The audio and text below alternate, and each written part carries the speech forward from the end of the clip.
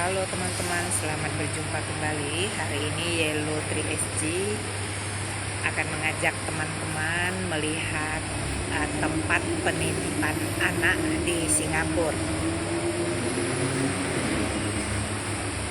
Jadi bagi orang tua yang bekerja dan rumahnya tidak ada yang bisa membantu untuk menjaga anak, maka mereka boleh memilih untuk anaknya dititipkan.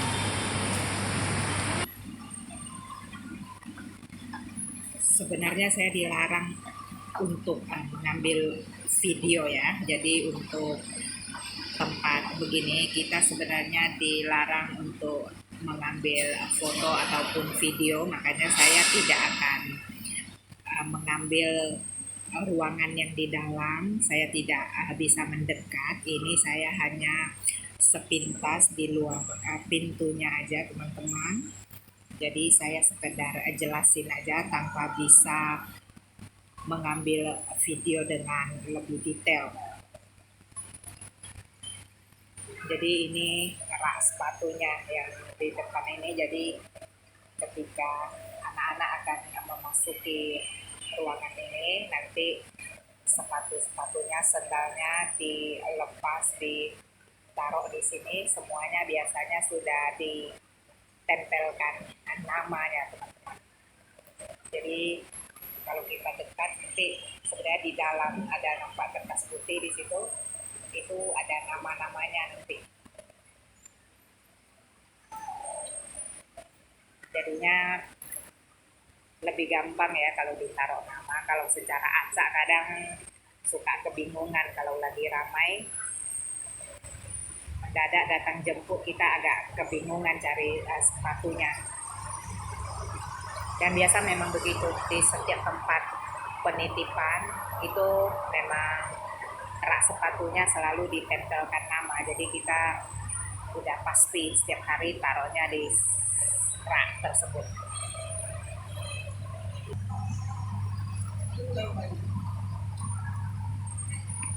Kebetulan penitipan yang ada di depan saya ini terletak di sebuah supermarket teman-teman. Jadi di bawah lantai satunya supermarket, terus di lantai duanya ini tempat penitipan anak.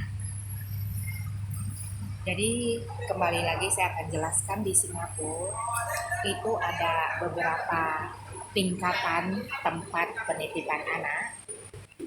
Ada yang namanya infant care.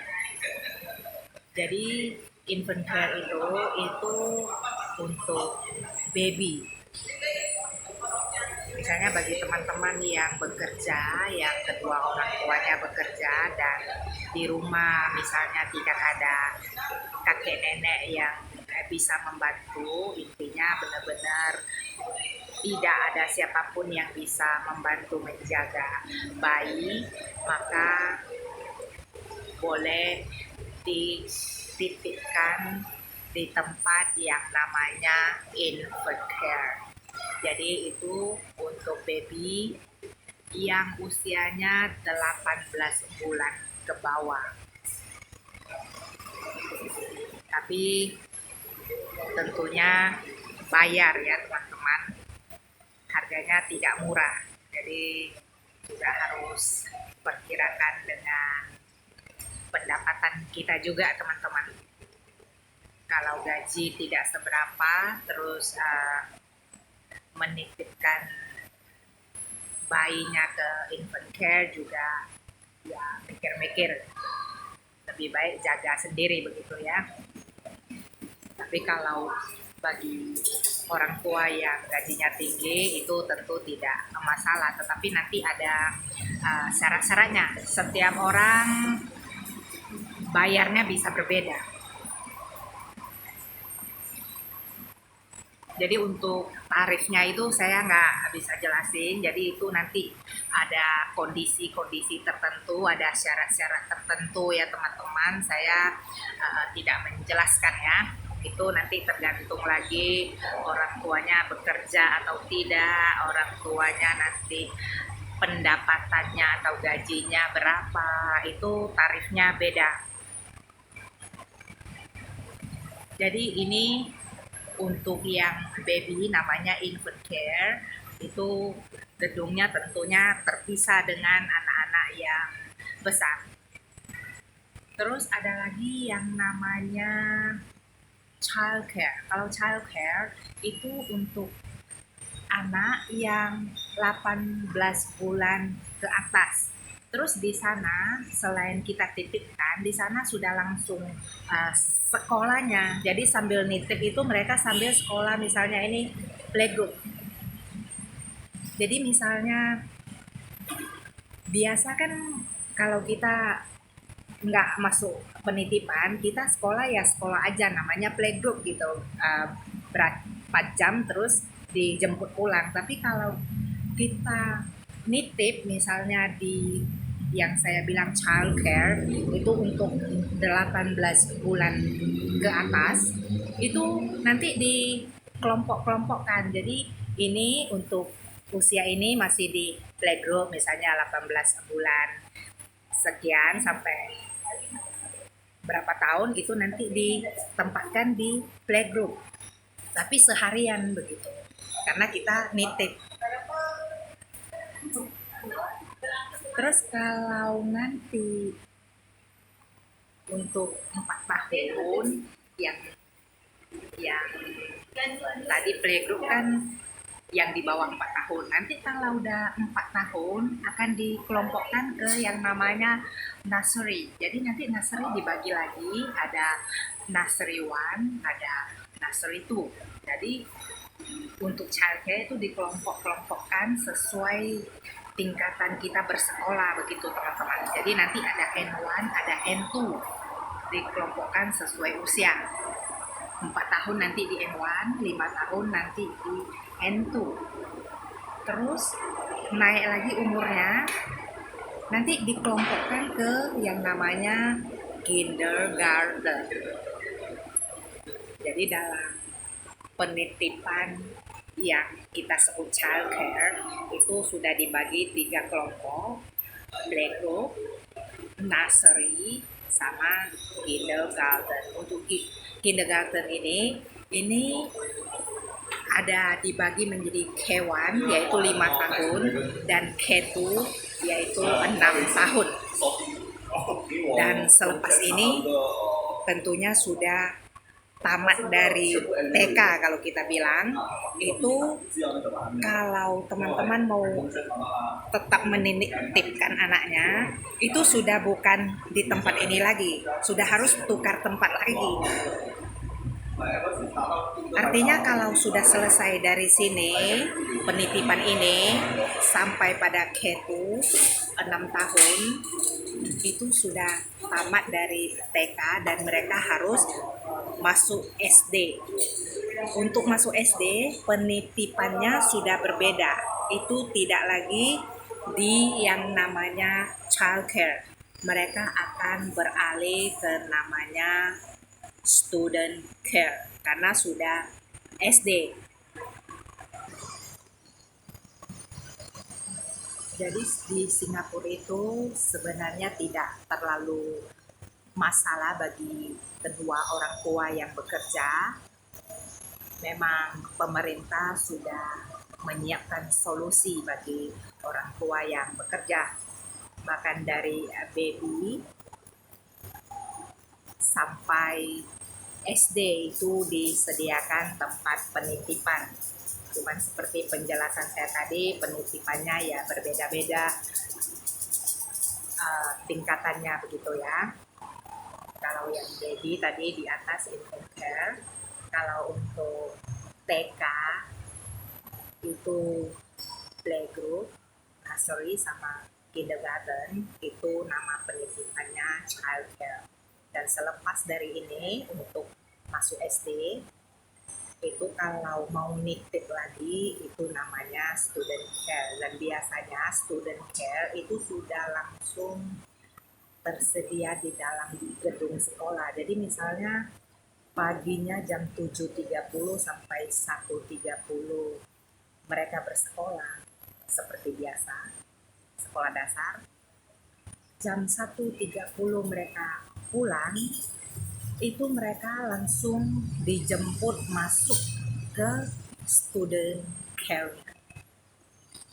Jadi mereka tak perlu pulang, kan tentunya orang tua yang bekerja tak bisa jemput pulang kan, jam 1.30 kan nggak bisa jemput anaknya. Lagian kalau anaknya masih kelas 1, kelas 2, terus kalau dijemput pulang ke rumah, ibunya harus berangkat kerja lagi, rumah tidak ada orang, kan agak berbahaya kalau masih kecil. Kalau udah kelas 3, kelas 4 kemungkinan nggak terlalu masalah ya di rumah sendirian.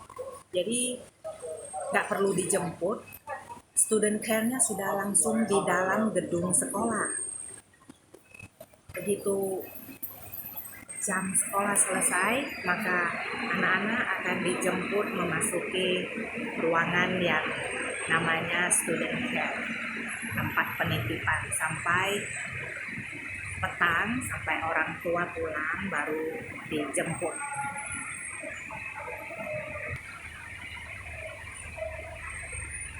Terus bagian orang mungkin berkomentar begini, wah kalau gitu enak dong, kalau misalnya kita malas jaga, capek, titip aja anaknya ke child care atau student care. Jadi saya kasih tahu begini teman-teman, kita nggak bisa curang juga. Misalnya orang tua tidak bekerja, terus malas, capek jaga anak misalnya 3 gitu kan, dititipkan. Tidak bekerja tapi dengan alasan capek mungkin, terus mau dititipkan supaya di rumah nggak repot. Itu bisa sih, bisa teman-teman, tetapi bayarnya mahal sekali. Jadi kalau salah satu dari orang tua misalnya tidak bekerja tetapi mau menitipkan anak, itu mahal sekali.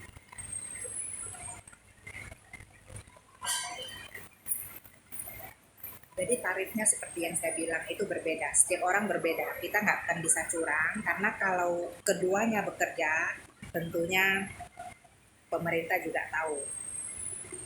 Nanti diminta sertai bukti segala slip gaji, terus dari pembayaran pajaknya kan ketahuan juga ya kita bekerja atau tidak. Jadi kalau yang tidak bekerja jangan coba-coba iseng, itu harganya mahal sekali. Itu untuk bayar sebulan. Di sini kita di Indonesia uh, perlu gaji berapa bulan loh teman-teman kalau yang gaji kecil begitu. Jadi jangan coba-coba iseng mau nitip. Ini memang solusi untuk orang tua yang bekerja begitu.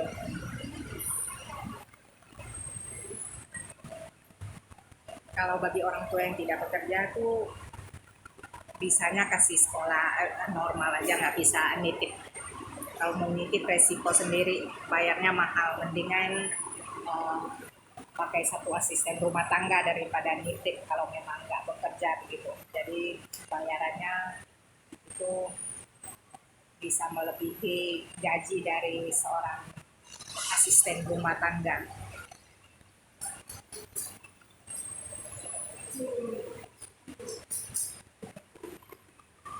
Dan teman-teman, sebenarnya bukan anak-anak aja yang bisa kita titipkan. Bagi teman-teman yang misalnya di rumah ada lansia, terus anak cucu harus bekerja, sedangkan orang tua sendiri di rumah udah tua, juga bisa dititipkan. Nanti lain kali kalau ada kesempatan baru saya videokan yang namanya elder care. Jadi ada tempat penitipan orang tua, ini tempat penitipan anak-anak ya. Jadi memang sangat membantu orang tua, apalagi kalau udah nggak kuat, terus di rumah misalnya nggak ada asisten rumah tangga, terus anak cucu harus bekerja, itu kan memang sangat mengkhawatirkan ya teman-teman. Anak cucu bekerja juga gimana ya, juga hati nggak tenang meninggalkan orang tua sendirian di rumah, takut terjatuh atau kenapa-kenapa. Jadi bisa dititipkan itu di lain kesempatan baru saya jelaskan ya teman-teman. Jadi saya cuma bisa ngambil video di stikernya ini teman-teman, saya nggak bisa mengambil video di ruangan-ruangan penitipannya. Seperti yang saya bilang tadi, saya sebenarnya dilarang untuk mengambil video, memang nggak boleh. Jadi saya cuma menyorot stikernya aja teman-teman. Oke, sekian dulu teman-teman, kita berjumpa lagi di video lainnya. Terima kasih sudah menonton. Bye.